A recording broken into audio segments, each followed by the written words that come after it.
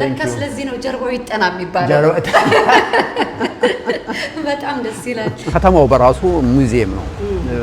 ከአንድ ቦታ አንድ ቦታ ስትሄጂ የምታያቸው ነገሮች በጣም ፋሲኔቲንግ ናቸው። የተለያዩ የዘመን ውጤቶች ያሉበት ከተለያየ ሀገር እውቀት፣ ንግድ፣ የጥበብ ውጤቶች ሼር የሚደረግበት ሌሎቹን አገር እንዴት ሰፖርት እንደሚደራረጉ ስናይ እኛም ደግሞ ይሄንን በጣም ጠበቅ አድርገን ማስተላለፍ አለብን። ይሄንን መልእክት በተለይ ከዚህ በኋላ ለሚመጡት ጄኔሬሽኖች እንዴ ለእናንተስ እናንተስ ለሌላ ይቅርባቸው አይደል እንዴ? በእውነት ጤና ይስጥልኝ ውዶችዬ፣ እንዴት ከርማችሁልኛል? እንደምታዩኝ እንግዲህ ቬነስ ላይ እንገኛለን። ዛሬ አርቲስት ዳዊትን ለማየት ስራውን ለማድነቅ እንዲሁም ደግሞ ሰፖርት ለማድረግ የሱ ኤግዚቢሽን ያለበት ቦታ ላይ ልውሰዳችሁ። ተከተሉኝ። በዚህ አጋጣሚ ቻናሌን ሰብስክራይብ ያላደረጋችሁ ሰብስክራይብ፣ ላይክ፣ ሼር እያደረጋችሁ እንድታበረታቱኝ አደራ እያልኩኝ እንሂድ።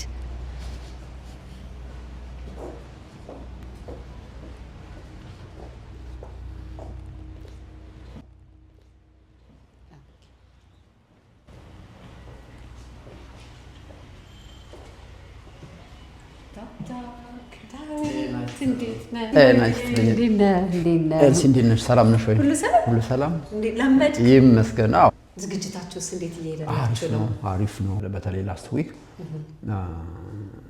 ከብዙ ሰዎች ጋር ተገናኘን። ዲስ ዊክ ደግሞ ትንሽ ቀዝቀዝ እያለ ነው። ጥሩ ነው። ቀዝቀዝም ሲል ደግሞ ብዙ ነገር የማየት አጋጣሚው በደንብ ለማስተዋል ጥሩ አጋጣሚ ነው። የሌሎችንም ደግሞ ዞር እያልክ አዎ አይነት ቦታ ላይ ናቸው እንዴት እየሰሩ ነው? እሱ ነው እኮ ትልቁ ነገሩ።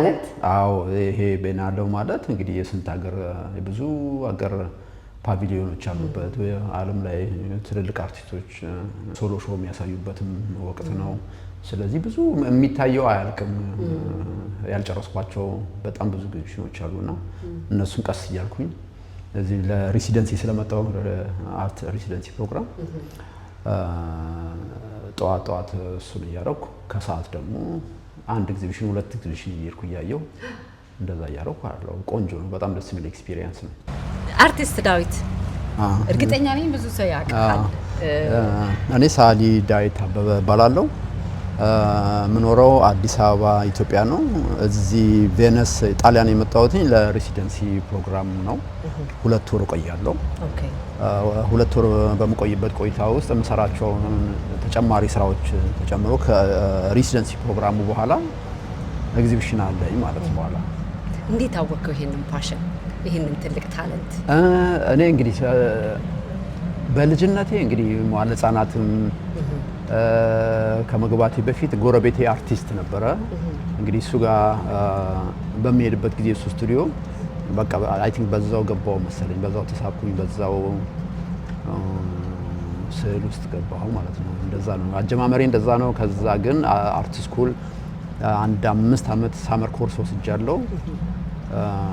በኋላ ከሃይ ስኩል ስጨርስ አርት ስኩልን ጆይን አደረኩኝ። ከዛ ፉል ታይም ስቱዲዮ አርቲስት ሆንኩ ማለት ነው። ከልጅነት የመጣ ነው እንግዲህ መገናታ እንዳልኩሽ ከመዋዕለ ሕፃናት ሁሉ ሳልገባ ነው ስዕል የጀመርነው ማለት ነው። አሁን ከዚህ ሁሉ አመት በኋላ ወደ ኋላ ተመልሰ ያሳለፍከውን መንገድ ስታስበው ምን ይሰማሃል? በስዕል ውስጥ የተለያዩ ነገሮች ናቸው። ለምሳሌ አሁን ከበፊት ጀምሮ እንግዲህ ያኔ ከህፃንነት ጀምሮ እስካሁን ድረስ የማይጠፋው እና እስካሁን መግለጽ የማልችላቸው ነገሮች ምንድነው? ስዕል ስትሰሪ በራሱ ያለው ሳቲስፋክሽን እሱ ምንም የማይነካ ነው፣ የማይነካው ፓርት ነው። ነገር ግን በመሃል ግን አየሽ ቋንቋው እየዳበረ ይመጣል፣ ኤክስፒሪየንሱን እየዳበረ ይመጣና መጨረሻ ላይ ስሜትን፣ ሀሳብን፣ እውቀትን ማካፈያ ይሆናል ማለት ነው። ይሄው ሁሉ እንግዲህ በየጊዜው በየእድሜና በየወቅቱ የተለያየ ፎርም እየያዘ ይመጣል። የማይነካው ግን ቅድም እንዳልኩሽ የራሱ ሳቲስፋክሽን ደግሞ አለ። ከሰራሹ በኋላ ምንም ዲፋይን ማታደርጊው የራሱ የሆነ ደስ የሚል እርካታ አለ። እንግዲህ በቬነስ ወደ 120 አገሮች ናቸው ባልሳሳት በዚህ ዓመት የተሳተፉት በአርት ሁሉም ሀገሩን ወክሎ። የሌላውን አገር ህዝብ ትብብር ስታየው እንደው ለሚከታተሉ ምን መልእክት ታስተላልፋለህ? አዎ እንግዲህ ለኛ አሁን በዚህኛው አመት ላይ ተገኔ ኩምቢ የሚባለው አርቲስት ነው ኢትዮጵያን ፕሬዘንት ያደረገው። አይ ቲንክ ሁለተኛ ጊዜያችን ነው ስንሳተፍ። የዛሬ ከሁለት አመት በፊት ደግሞ ተስፋዬ ወርጌሳ ወክሏል ኢትዮጵያን። ትልቅ አጋጣሚና እድልም ነው ለሚመጣው ጄኔሬሽን በተለይ በጣም ትልቅ እድል ነው። ይሄን አይቶ በዚህ መቀጠል እንዳለብን ይሰማኛል። ምክንያቱም የተቀረው አውሮፓውን ትተን አፍሪካ ውስጥ ያሉት እንኳን ዌስት አፍሪካዎቹ ስናይ ትልቅ ኤግዛምፕል ናቸው። እንዴት ተባብረው እርስ በርሳቸው ተደጋግፈው ራሳቸውን ትልቅ ፕላትፎርም ላይ እንደሚያስቀምጡ ስናይ ቀላል ነገር አይደለም። እኛም ፖቴንሻሉ እያለ እውቀቱ እያለ ኤክስፒሪየንሱ እያለ ታሪኩ እያለ እሱን ይዘን ደግሞ የዓለም መድረክ ላይ ለመውጣት የግድ መተባበር መደጋገፍ ጠቀሜታ አለው ብዬ አስባለሁ። አይ ቲንክ ከሚመጣው ጄኔሬሽን ይሄን እያስተካከለ ይመጣል ብለን እናስባለን።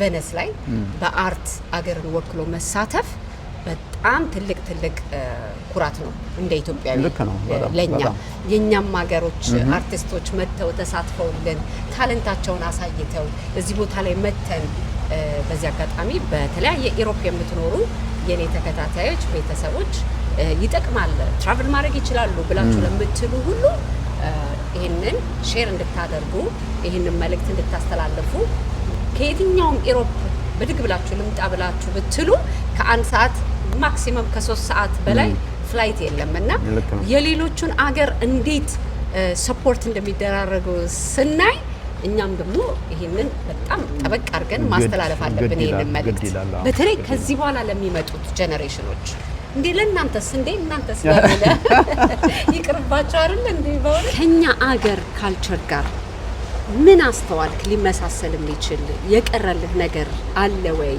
አንደኛ ከመምጣቴ በፊት እዚህ ሀገር ትንሽ ለማንበብ ሞክሬ ነበረ የኢትዮጵያና የቬኒሲያን ኮኔክሽኖችን።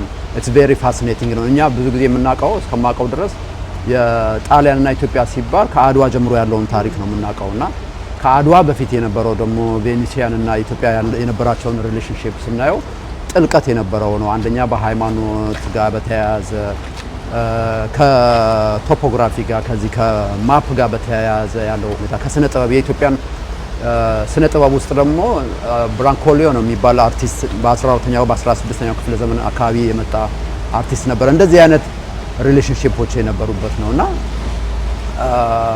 እሱ ራሱ በጣም በራሱ ፋሲኔቲንግ ነው። የቬኔሲያን ምልክታቸው ደግሞ እንትናቸው አንበሳ ነው። እኛ ሀገር እንዳለው ሞ አንበሳ አይነት ይሄ ሁሉ ኮኔክሽን አለው። ከመጣው በኋላ እንደገና እየተጃለው መሰለሻ የአርሜኒያን አይላንድ የሚባል አለ። እዚህ በአንድ 20 ደቂቃ ነው የምትጓዙ በመርከብ። እዛ ላይ ደግሞ በጣም ደስ የሚል ትልቅ ላይብረሪ ያላቸው የአርመኖች ደሴት ነው።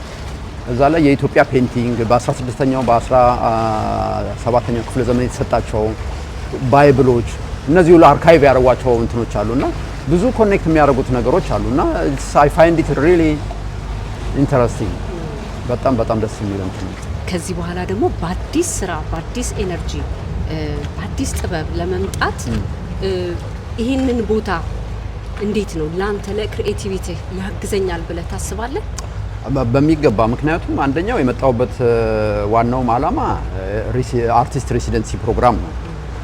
ይህ ማለት ደግሞ አንድ አርቲስት ካለበት ከሚኖርበት አካባቢ ከሚሰራበት ስቱዲዮ ቦታ ቀይሮ የሄደበትን አካባቢ ኢንቫይሮንመንት፣ ባህል፣ ኤክስፒሪየንስ ሼር የሚያደርግበት በዛ ነገር ላይ ተመስርቶ አዳዲስ ነገሮች የሚሰራበት ነው እና ቬነስ በራሱ ከተማው በራሱ ሙዚየም ነው። ከአንድ ቦታ ስትሄጂ የምታያቸው ነገሮች በጣም ፋሲኔቲንግ ናቸው።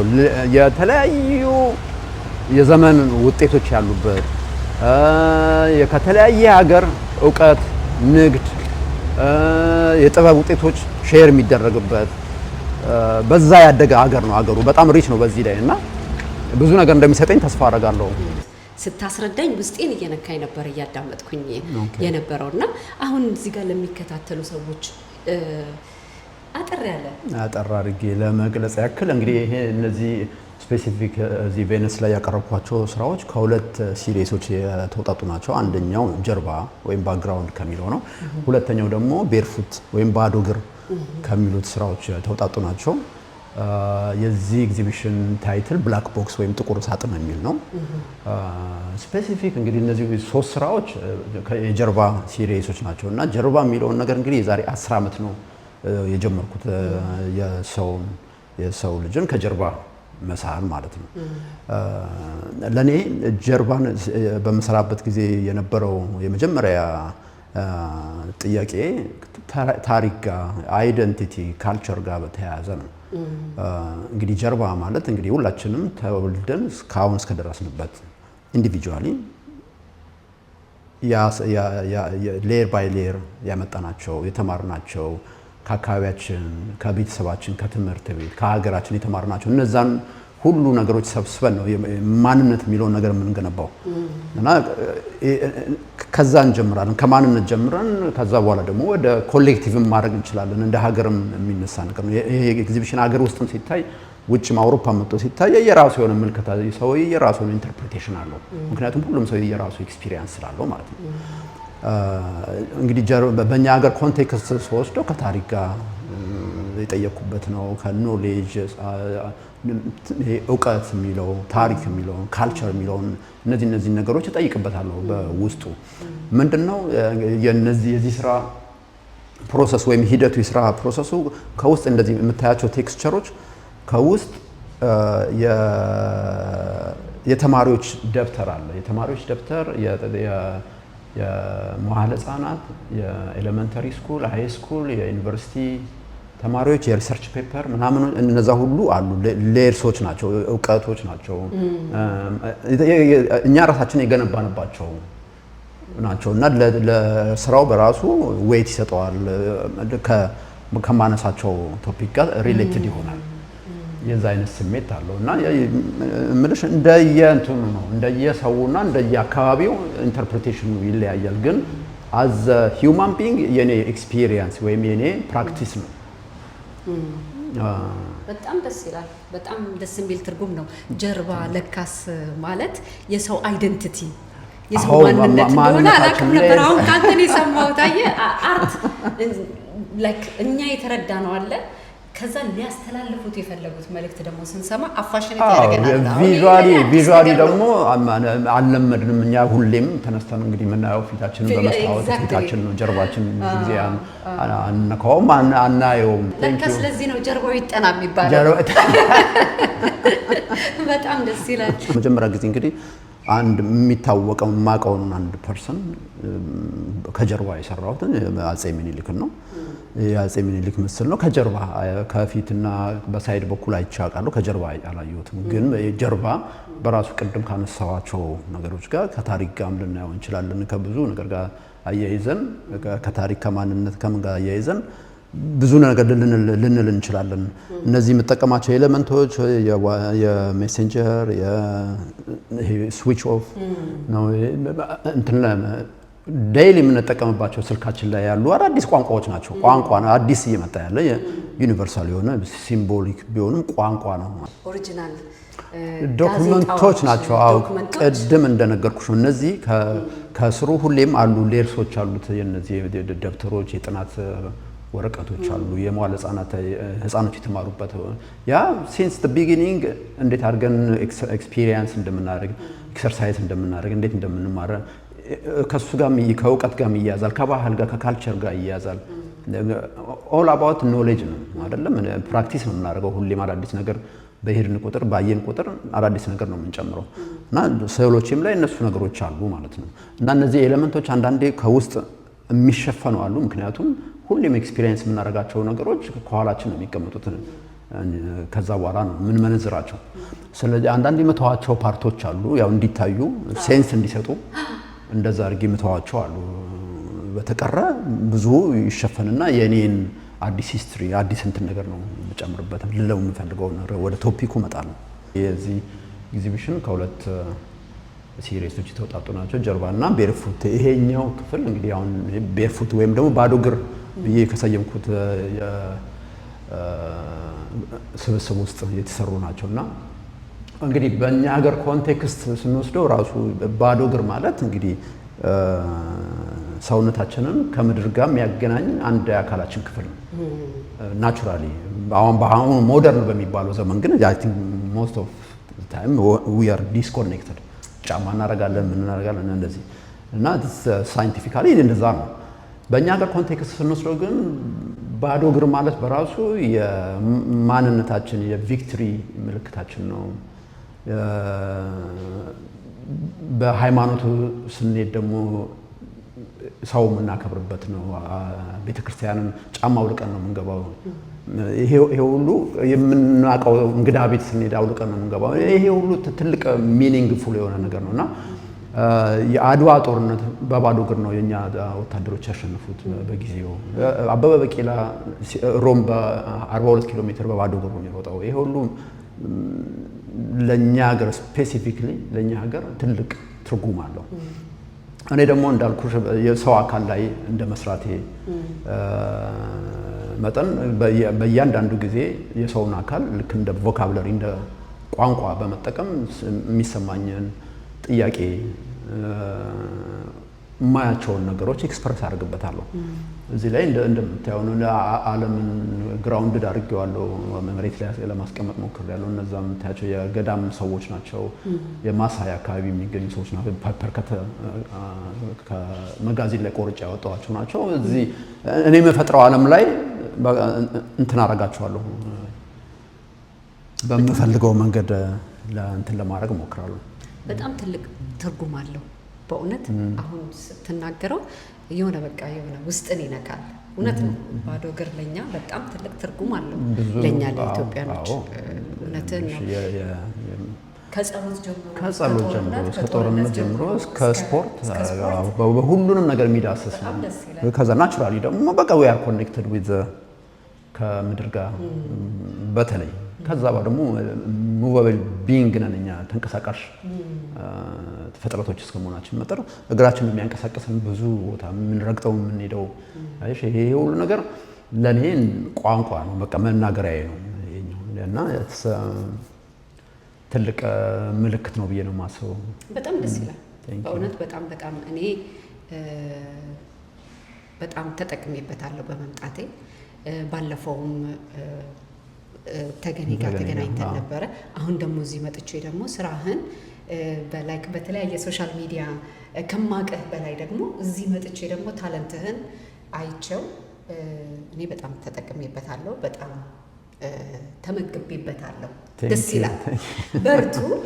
በጣም ደስ የሚል ነገር ነው። በጣም ነው የማመሰግነው። በርቱ። እዚህ ድረስ መጥተሽ እንደ ትልቅ ነገር ነው የምልሽ።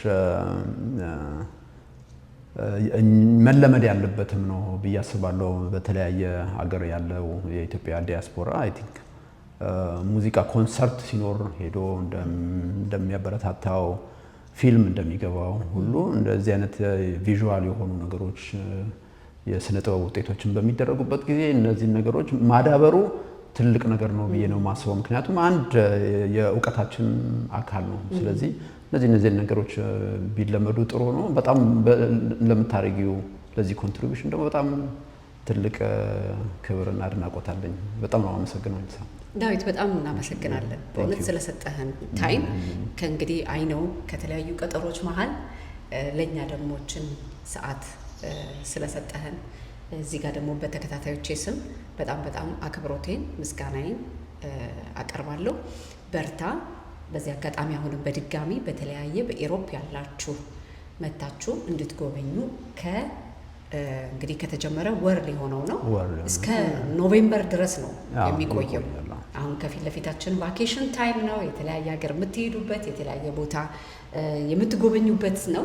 ይሄ ደግሞ ትልቅ ትርጉም አለው ለኛ ለኢትዮጵያኖች። ምክንያቱም ዛሬ ያቆምናቸውና ዛሬ የደገፍናቸው አርቲስቶቻችን ናቸው ነገ እንደገና ትልልቅ ቦታ ላይ በርትተው እንዲገኙ የምናደርገውና ሁላችንም የራሳችንን ጠጠር እንጣል እያልኩኝ በዚህ አጋጣሚ በጣም አመሰግናለሁ። እኔም በጣም ነው የማመሰግነው ኤልሳ። እንግዲህ ካለሽበት አካባቢ መጥተሽ ድጋፍ ስለሰጠሽን ይሄንን ደግሞ ለወጣቱ ለሚመለከተው ሁሉ እንዲደርስ ለምታደርጊው ነገር በጣም ትልቅ ምስጋና ነው ያለኝ። በጣም አመሰግናለሁ። እኛም እንዲሁ በጣም እናመሰግናለን ዳዊት። ሁላችሁንም በዚህ አጋጣሚ ስለነበረን ቆይታ እያመሰገንኩኝ ላይክ እያደረጋችሁ ሼር እያደረጋችሁ ለተለያየ ሰው ተደራሽነት እንዲኖረው ይህንን መልእክት ደግሞ እንድናስተላልፍ አደራ እያልኩኝ ስለነበረን ቆይታ በጣም አመሰግናለሁ። ቻናሌን ሰብስክራይብ ያላደረጋችሁ ሰብስክራይብ፣ ላይክ፣ ሼር እያደረጋችሁ እንድታበረታቱኝ አደራ እያልኩኝ እኔም አርቲስት ዳዊትን እንድሰናበት